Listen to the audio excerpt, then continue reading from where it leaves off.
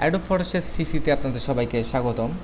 এর পূর্বে আপনারা যারা Adobe Photoshop CS6, CS4, CS5 বিভিন্ন ধরনের ভার্সন ব্যবহার করেছেন তারা হয়তো আবারও আশা করে এই ভার্সনটি কিনে নেবেন যারা হচ্ছে অ্যাডোব ফটোশপ সিসি শিখতে আগ্রহী। এখানে দুটি পার্ট আমরা বিভক্ত করেছি, একটি এসেনশিয়াল আর একটি হচ্ছে অ্যাডভান্স।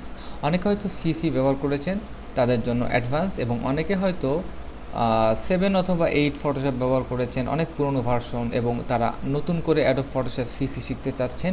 সেক্ষেত্রে আপনি এসেনশিয়াল থেকে শুরু করতে পারেন।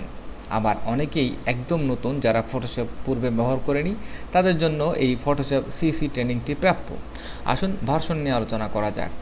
আমি অ্যাডোব ফটোশপ প্রথম যখন শিখেছিলাম তখন ভার্সনটি ছিল অ্যাডোব ফটোশপ 6 অথবা 5 পয়েন্ট সামথিং, আমার আসলে পুরোপুরি মনে নেই, তবে 6ই ধরা যাক। তো সেই 6 থেকে 7, 8 এবং 9 যেটিকে আমরা বলি সেটি অনেক সময় CS নামে পরিচিত। আবার 10 যে ভার্সনটি রয়েছে সেটি CS2 অথবা সামথিং হতে পারে। তো 11, 12, 13 এভাবেই কিন্তু ফটোশপ CS6 পর্যন্ত চলে এসেছে। এরপর ফটোশপ চেঞ্জ করে ক্রিয়েটিভ ক্লাউড নাম করেছে সিসি ভার্সনে। তো আসুন এই সিসি ভার্সন নিয়ে কীভাবে আমরা কাজ করতে পারি সেটি নিয়ে আর একটু আলোচনা করা যাক।